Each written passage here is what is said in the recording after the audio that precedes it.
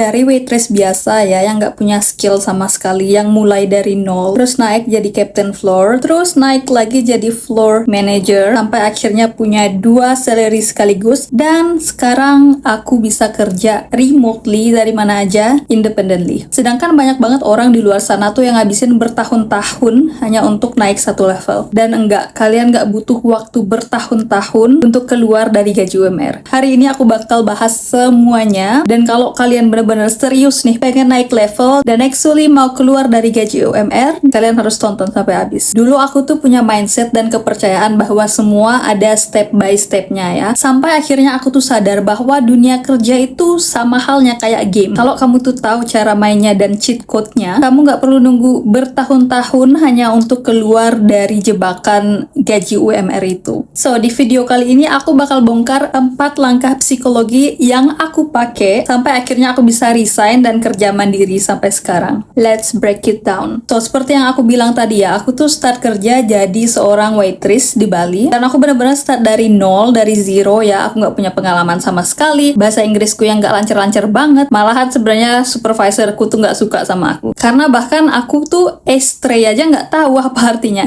Estray itu ini nih, ini estray, dan aku nggak tahu pas customer tuh nanyain itu, aku kayak yang, hah?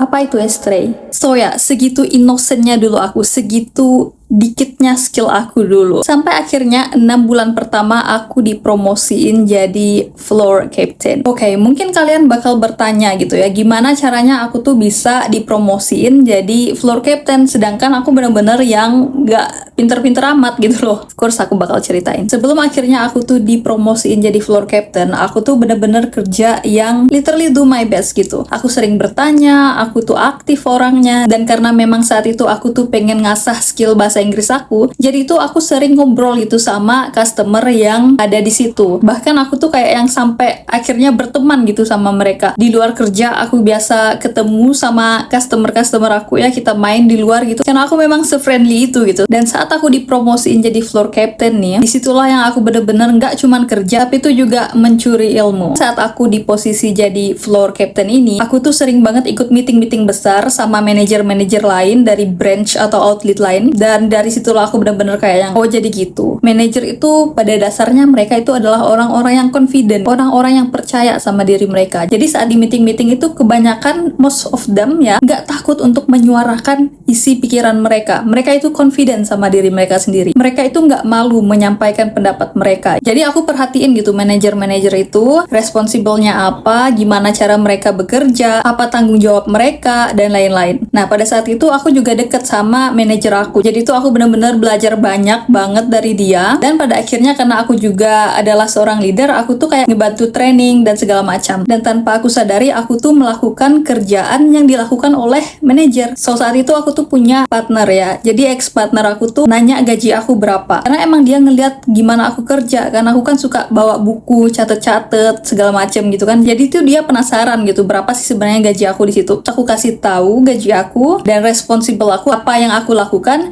Dia tuh bilang sama aku, kalau kamu kerjanya udah hampir sama dan bahkan sama kayak manajer, kenapa kamu nerima gaji sedikit banget? Kenapa nggak sekalian jadi manajer? Gitu dia bilang. Dan di situ aku mikir, oh iya bener juga ya, aku tuh sebenarnya capable gitu melakukan tugas-tugas manajer itu. So kenapa nggak nyoba nge-apply jadi manajer level sekalian gitu kan? Paling enggak supervisor lah kan? Dan ya dari situ aku bener-bener kayak yang pengen aku mau level up. Dan mostly aku tuh pengen naik gaji dan actually escape dari gaji UMR itu. Tapi masalahnya karena aku baru dipromosiin juga kan jadi floor captain di situ, nggak mungkin tiba-tiba aku tuh pengen jadi manajer gitu. Dan posisinya tuh emang agak sulit kelihatannya kalau aku tuh bisa jadi manajer level di perusahaan itu atau di restoran itu. So apa yang aku lakukan? Jadi aku tuh mengambil keputusan yang sangat-sangat besar, yang actually tuh bikin aku takut gitu. Cuman ex partner aku itu benar-benar meyakinkan aku bahwa kamu tuh bisa, everything is gonna be okay. So ya eventually aku resign dari situ. Dan gak lama setelah aku resign, aku tuh dipanggil buat interview. Satu itu nawarin jadi supervisor, yang satu nawarin jadi floor manager. Dan of course ya aku bakal milih yang floor manager. Terus aku interview sama ownernya via video call, call, dan akhirnya aku tuh ketemu langsung sama operational manajernya, dan akhirnya aku keterima jadi floor manager dengan gaji yang berkali lipat dari aku sebelumnya. Dan ceritanya nggak berhenti di situ. Pas COVID itu kalian tahu sendiri ya, banyak restoran tutup termasuk restoran itu. Jadi baru 6 bulan aku kerja sebagai floor manager di sana, aku akhirnya harus pulang kampung. Dan kalian tahu sendiri kan betapa besar shifting setelah COVID itu. Banyak banget bisnis-bisnis yang mulai fokus ke sosial medianya mereka. So begitu aku balik lagi ke restoran itu, aku tuh ditawarin sama bos aku buat ngehandle sosial media mereka. Dan karena saat itu restorannya masih tergolong sepi, aku kayak yang nerima-nerima aja gitu. Tapi lagi-lagi ya, setiap pekerjaan yang aku punya itu aku selalu lakuin sepenuh hati. I will truly do my best. Jadi aku buktiin ke bos aku bahwa aku tuh bisa melakukan 2 kerjaan sekaligus dengan baik. Dan akhirnya apa? Aku tuh diangkat menjadi asisten restoran manager sekaligus punya title baru sebagai social media manager. Which is saat itu juga aku tuh punya double salary yang jauh banget dari UMR tadi. Kenapa ini semua bisa terjadi? Karena 4 prinsip ini tadi. Prinsip yang pertama itu adalah lakukan yang terbaik dan sengaja cari muka. Ya, kalian dengar itu dengan benar. Karena pada dasarnya ya, banyak orang-orang di luar sana ya, staff-staff lain yang mikir kamu itu cari muka atau penjilat. Let them, okay? Kita memang mau cari muka, tapi dalam artian yang positif ya. We just want to get noticed. Kenapa? Atasan kamu tuh manusia. Mereka tuh punya limited attention span. Kalau kamu kerjanya bagus, tapi kamu tuh selalu di pojokan, gak mau angkat tangan, sorry to say, tapi gak bakal ada yang tahu. So, tunjukin kalau kamu itu confident, kalau kamu itu bisa, kalau kamu itu berbeda, kalau kamu itu mau belajar, kalau kamu tuh bukan cuman orang yang datang ya, kerja, terus pulang, cuman pengen dapat gaji, terus kayak yang jadi cycle gitu. Kerja, pulang, dapat gaji, kerja, pulang, dapat gaji. No, jadi kalau kamu kerja tuh bener-bener kamu tuh pengen level up, bahwasanya kamu tuh pengen naik gaji, bahwasanya kamu tuh pengen dapetin title baru, bahwasanya kamu tuh pengen belajar skill baru, oke? Dan ya aku nggak ngomongin cari muka dalam artian yang pengen ngejatuhin orang lain, bukan gitu permainan yang aku maksud. Kita nggak mau jatuhin orang lain, tapi kita pengen buktiin nilai kita atau value kita. Prinsip yang kedua adalah ask. Ya, minta ya. Hampir 90% orang tuh nggak mau minta hanya karena mereka itu kenapa? Merasa nggak pantas, merasa nggak percaya diri, merasa mereka itu belum pantas gitu. Mereka itu takut ditolak, mereka itu takut sama yang namanya no. Dan hal ini tuh baru aku ketahuin ketika aku tuh udah jadi leader ya, dimana aku udah ngabisin waktu banyak banget sama manajer-manajer level lainnya, orang-orang yang udah ada di atas aku. Mereka itu simply bilang, Hana, kalau kamu pengen sesuatu, just ask gitu loh. The worst scenario kalau kamu minta, itu cuman mereka bilang, oh nggak bisa ya. Dari situ kalian kalau udah tahu jawabannya, lebih mudah buat kalian ngambil keputusan buat aksi apa yang pengen kamu lakukan selanjutnya. Misalnya kamu itu sekarang adalah bartender atau waitress, terserah lah ya. Dan kamu tuh pengen naik level jadi captain leader. Jadi kamu tuh bisa datengin manajer kamu dan tanya, kayak, Pak, Bu, aku tuh bener-bener pengen berkembang dan jadi leader di sini. Apa yang harus saya lakukan dan perbaiki biar saya siap untuk posisi itu? Most of the time, mereka bakal kasih tahu. Kalau mereka manajer yang baik, mereka bakal bilang kekurangan kamu saat ini dan apa yang harus kamu perbaiki, and it will be so much easier for you to fix that. Manajer kamu bakal kasih petanya. Jadi tugas kamu tuh tinggal buktiin bahwa kamu itu bisa. Dan inget ya, sebelum kamu minta, kamu tuh udah harus bisa nunjukin yang pertama aku bilang tadi, which is do your best. Kamu itu udah ngelakuin sesuatu yang menurut kamu itu udah terbaik dari kamu. Prinsip yang ketiga, kalau tempatnya nggak ngasih kamu buat tumbuh, leave.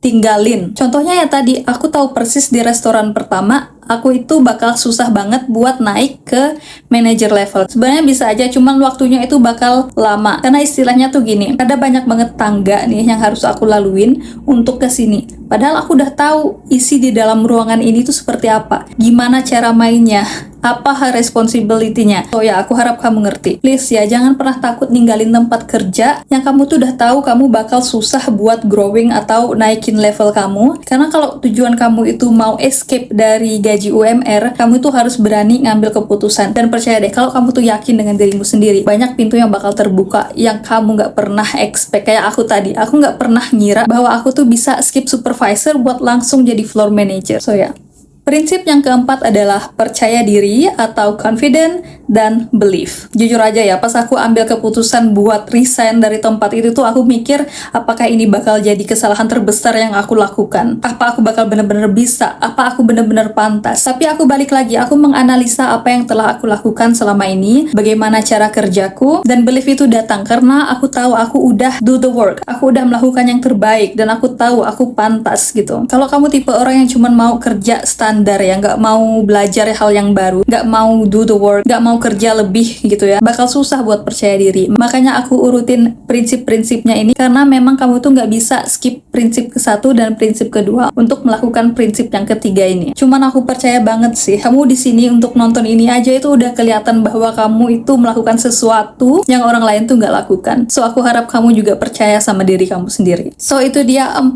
prinsip yang aku lakukan untuk diriku sendiri sampai akhirnya aku tuh di sini di Vietnam kerja secara independently, remotely. Aku bisa bebas milih jam kerja aku. Aku tadi udah bilang, sekarang aku mau bilang lagi bahwa dunia kerja itu adalah game, guys. Begitu kamu tahu cara mainnya, kamu pasti menang. So, aku harap video ini bisa membantu kalian. Kalau kalian punya pertanyaan atau kalian lagi di posisi yang bingung mau ngambil keputusan apa, kalian bisa komen aja di bawah dan aku bakal usahain jawab dan bantu kalian buat bisa unlock gaji UMR kalian secepatnya. Video ini and I'll see you guys in the next video. Bye bye.